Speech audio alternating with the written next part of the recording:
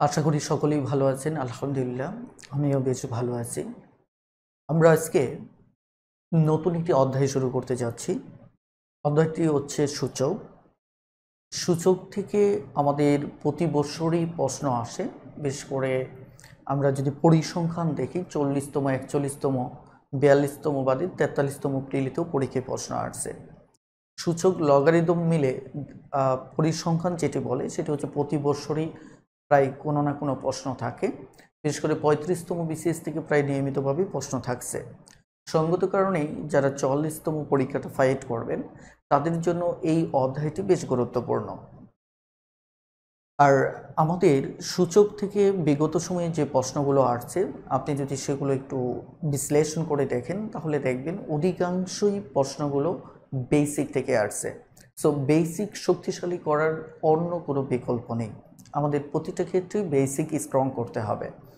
ঠিক আছে, তাহলে আমরা সরাসরি আমাদের আজকের ক্লাসটিতে চলে যাচ্ছি।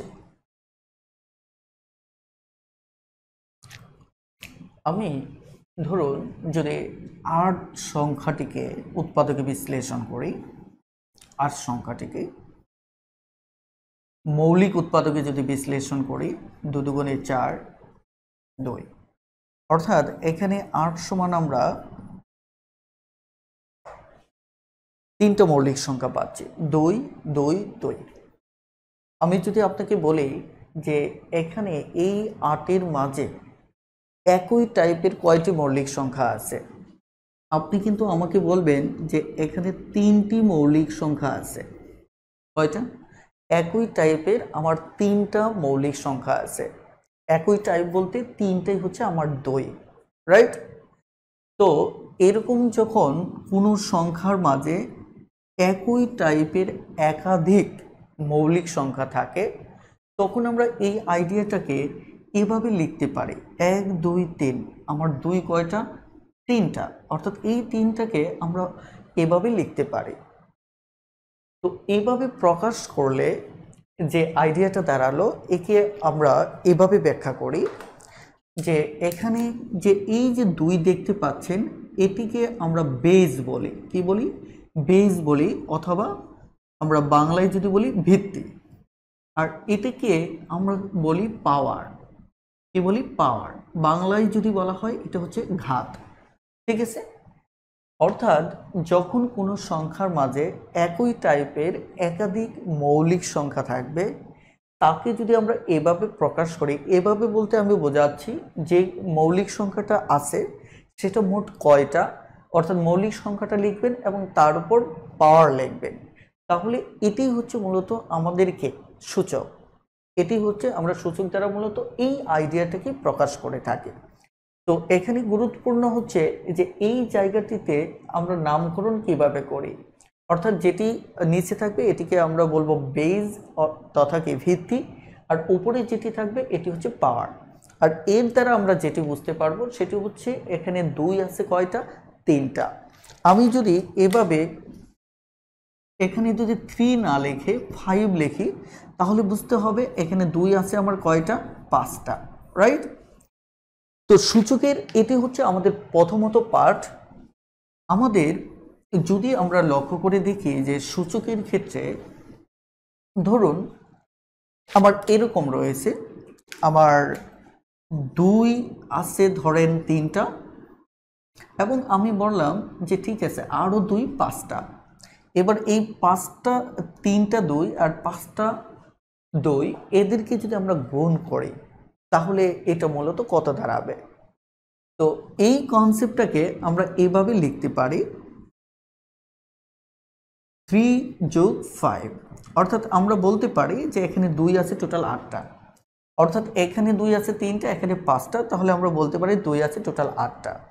এখন প্রশ্নটা হচ্ছে এই যে কনসেপ্টটা, এই কনসেপ্টটাকে আমরা এভাবে প্রকাশ করি যে কোনো কিছুর পাওয়ার যদি এরকম থাকে a⁵, আবার ভিত্তি যদি একই থাকে a⁴n, তাহলে এটা সমান আমাদের পাওয়ার দুটি মূলত যোগ করা হয়। অর্থাৎ যদি গুণ থাকে আমরা তখন কি করি? যোগ করি।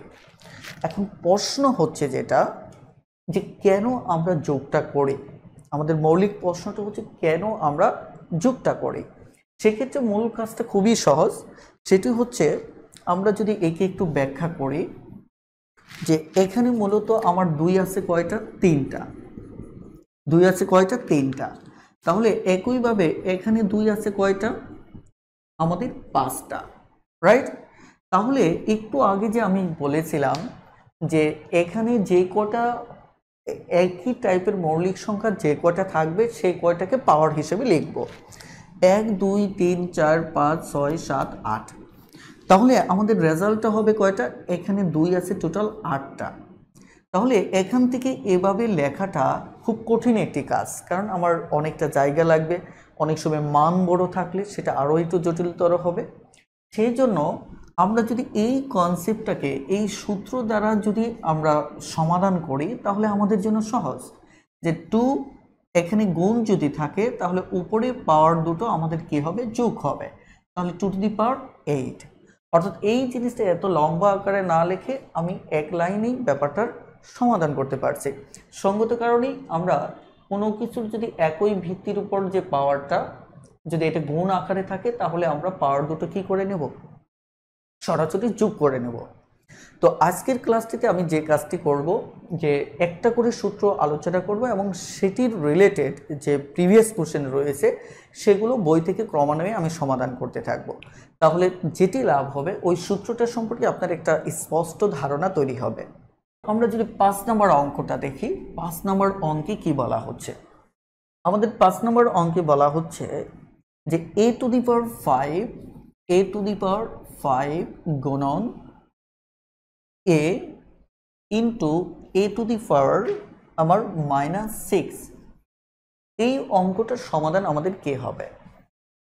আমরা জানি যে এখানে ভিত্তিটা সেম, তার মানে কি পাওয়ারটা আমাদের কি হবে? যোগ হবে। যদি কোনো সংখ্যা এরকম থাকে এই ক্ষেত্রে মনে রাখবেন যে আমাদের a হচ্ছে এখানে কয়টা? একটা।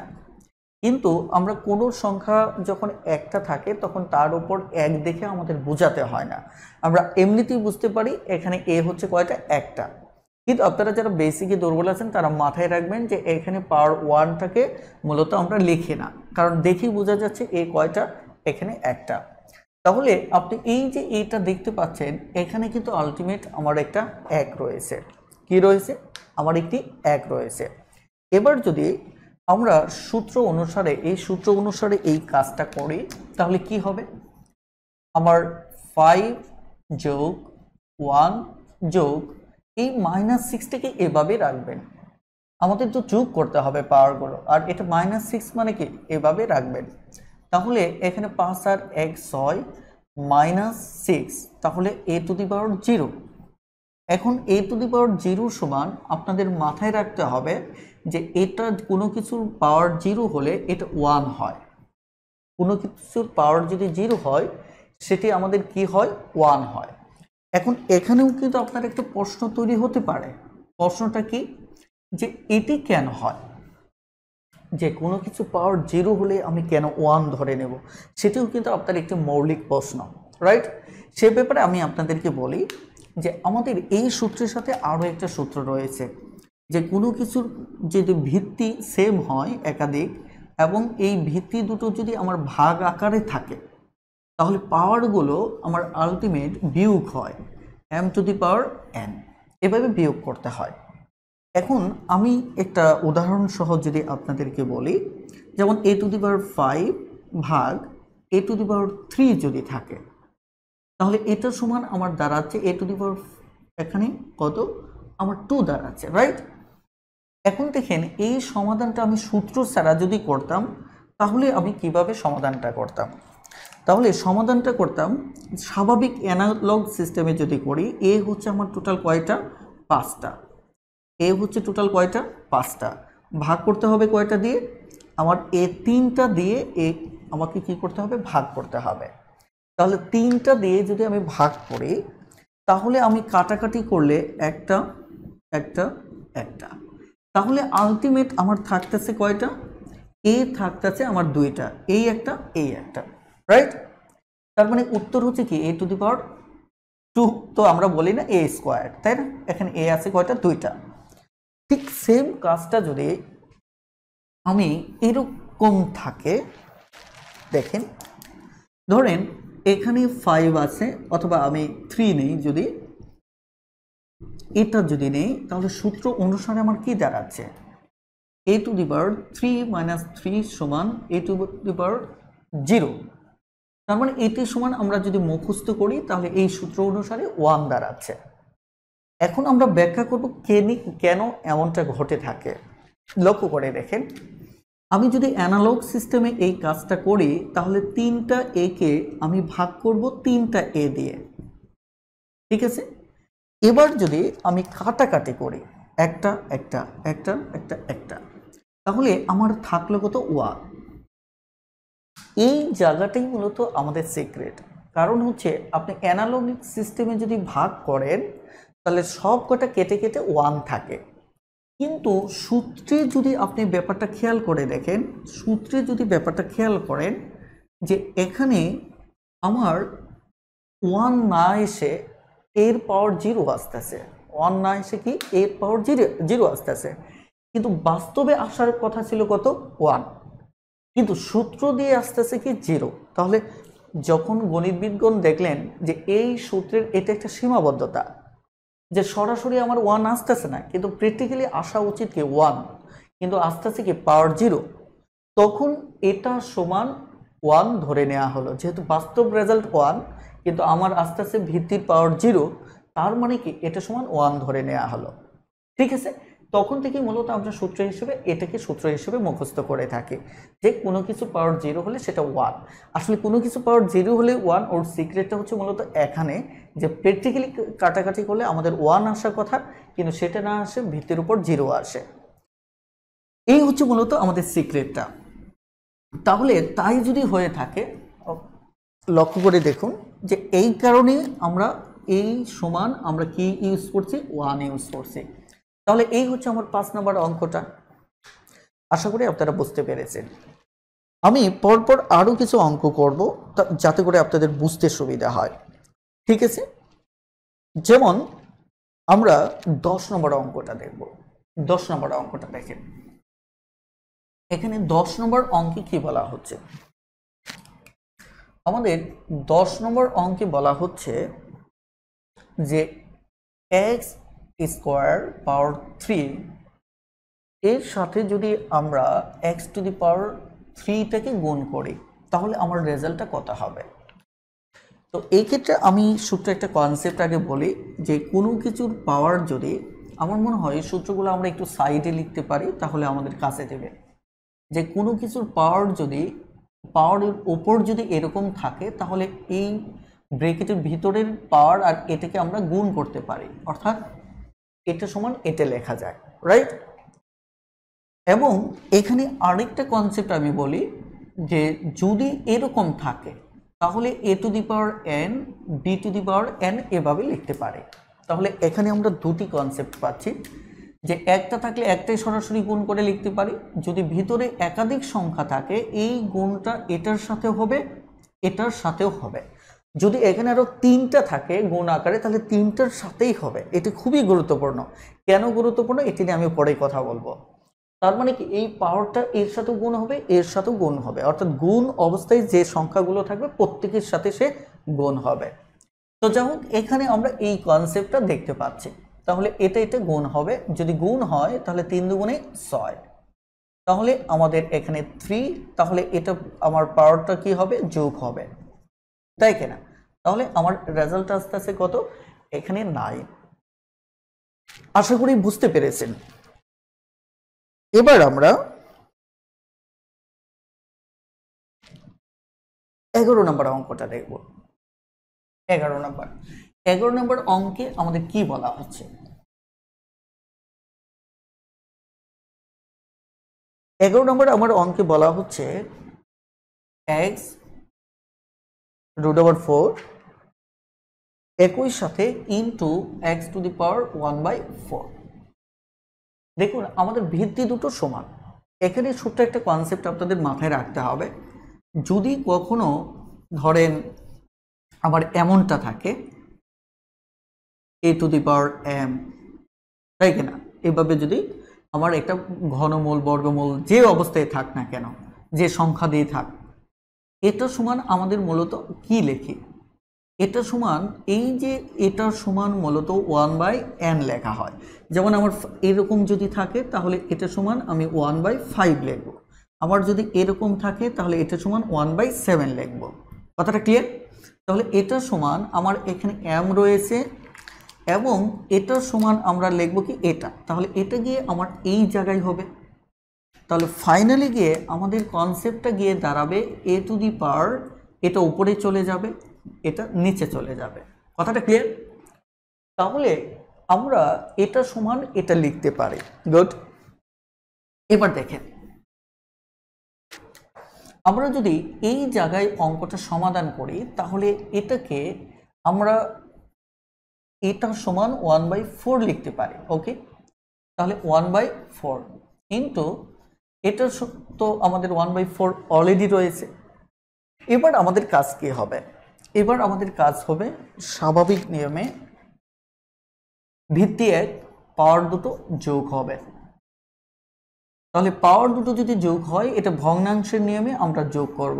লসাগু হচ্ছে 4, তাহলে 1 1, তাহলে উপরে 2, আমি যদি হিসাব করি তাহলে হচ্ছে হাফ। হাফ বলতে মানে উপরে হাফ আসছে।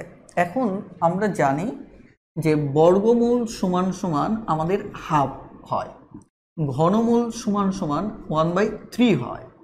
একইভাবে আমরা এটা সমান এটা বলেছি, তাই কিনা? এবং যদি অন্য কোনো সংখ্যা থাকে তাহলে সেটা আমাদের কি হয়, ওই সংখ্যাটা গিয়ে আমার হর হয়। তাহলে স্বাভাবিকভাবে এইটি সমান আমরা কি আবার বর্গমূলে লিখতে পারি। তাহলে এটি হচ্ছে আমাদের উত্তর। আশা করি বুঝতে পেরেছেন। এবার আমরা 12 নম্বর অঙ্কটা দেখব।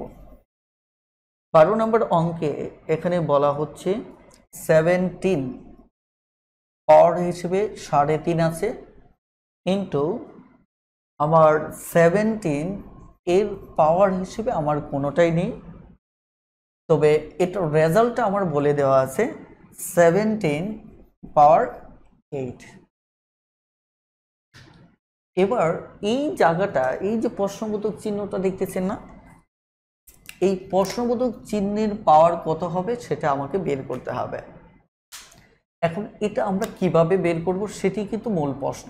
আমি মানে আপনাদের বোঝার সুবিধার্থে এটাকে যদি x ধরে নেই, দেখেন তো, এটাকে যদি আমি x ধরে নিলাম তাহলে আমাদের বুঝতে সুবিধা হবে।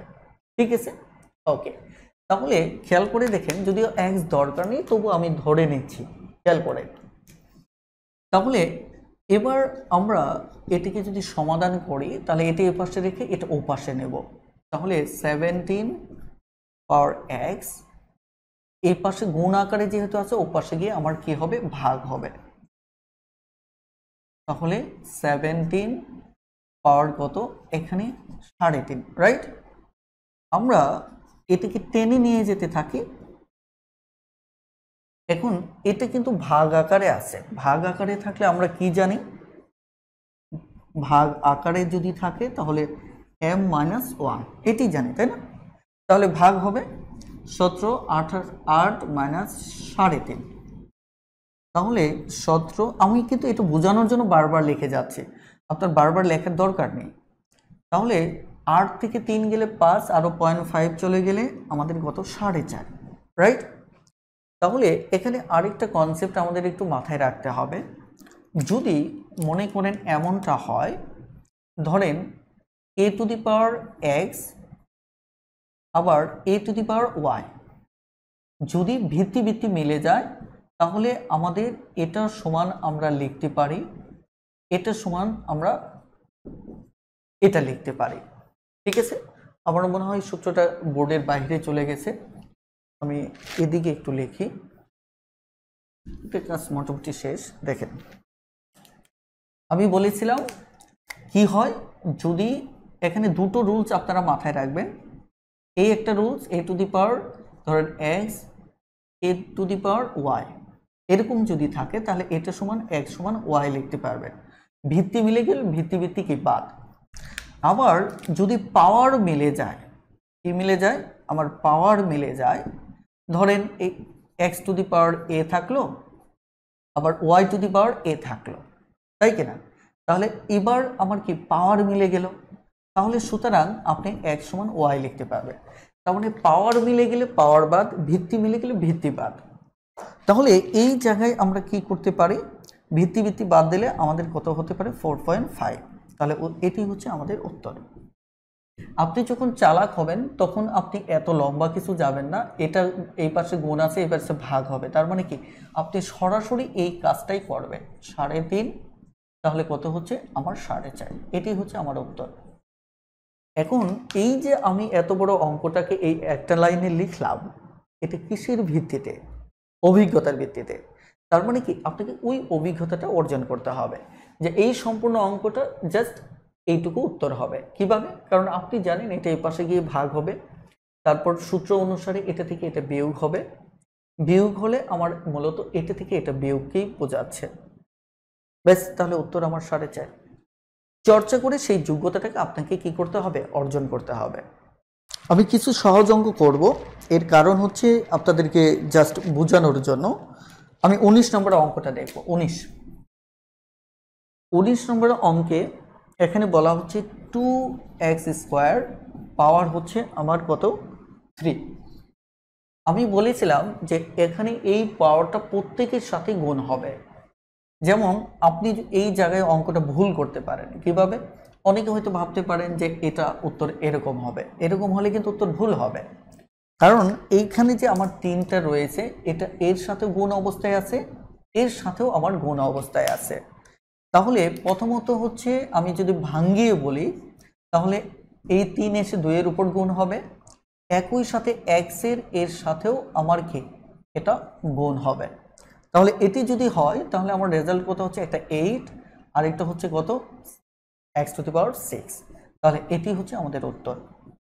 তাহলে আমি এখানে যে কনসেপ্টের জন্য অঙ্কটা করেছি যে কোনো কিছু পাওয়ার এখানে 2 যে রয়েছে এবং x² দুটোর সাথেই গুণ হবে, দুটোর সাথে কি গুণ হবে, দুটোর সাথে গুণ হলে এটার রেজাল্ট আসছে কত? 8, আর এটার রেজাল্ট গিয়ে আসতেছে কত? x⁶। ঠিক আছে?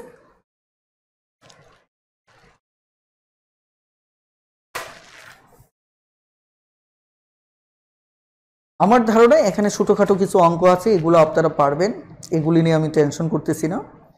আমি দেখেন এখানে যদি সরাসরি খেয়াল করেন 28 নম্বর অঙ্কটা অথবা সাথে এখানে যদি কোনো কিছু পাওয়ার যদি আমার কি থাকে? 0 থাকে।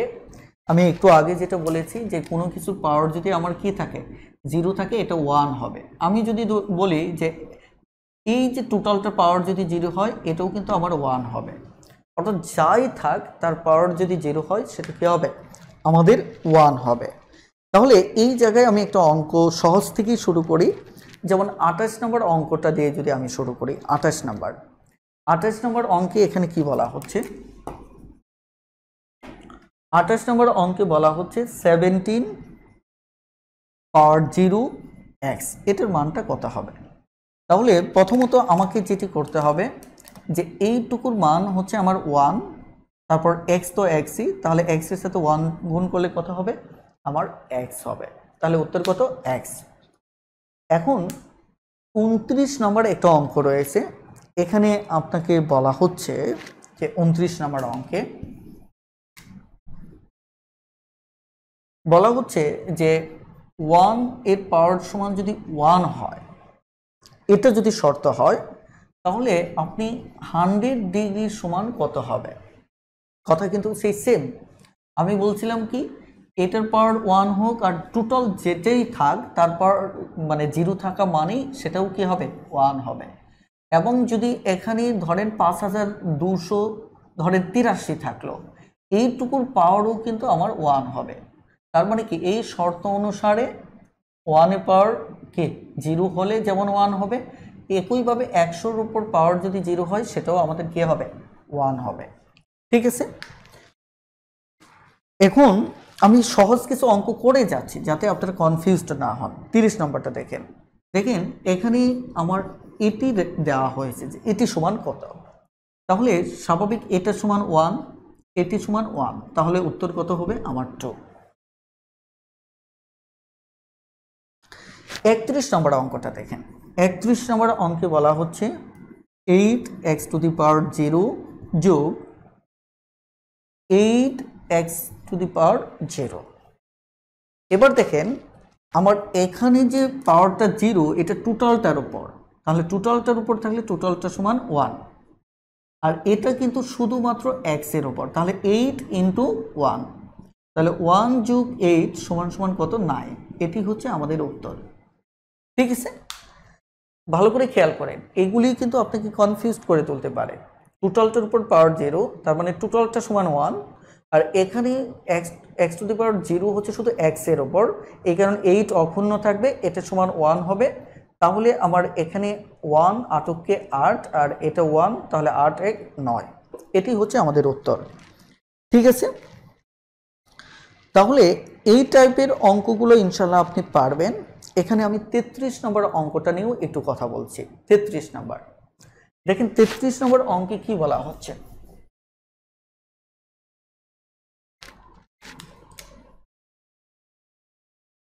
তেত্রিশ নম্বর অঙ্কে বলা হচ্ছে যে x⁻0 যোগ y(x⁻0)। দেখেন এই টোটালটা সমান আপনার 1, কিন্তু এখানে একটা জিনিস মাথায় রাখতে হবে, আমার কিন্তু এই পাওয়ার যেটা আছে এর উপর 0, তার মানে এখানে y এর উপর এটা প্রভাব পড়বে না, তাহলে এইটুকু মিলে আমার কি হবে? 1 হবে। x⁻0 কারণে উপরে 1 হবে, তাহলে এখানে y কয়টা? একটা, তাহলে মূলত 1 + y। এটি হচ্ছে আমাদের উত্তর।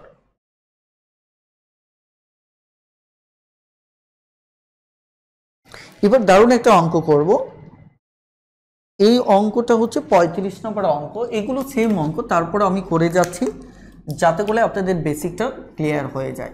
35 নম্বর অঙ্কে বলা হচ্ছে a⁻2b0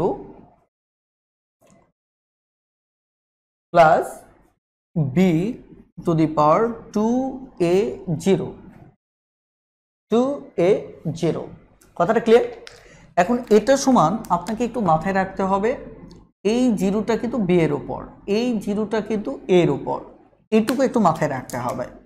তাহলে আমার এইটুকু মিলে হচ্ছে 1 যোগ 2 তো থাকতেছে, 2 এর উপর তো 0 না, এইটুকু সমান হচ্ছে 1, তাহলে এখানে 2, এখানে b²। এটি হচ্ছে আমাদের উত্তর। আশা করি এই অঙ্কটাও বুঝতে পেরেছেন।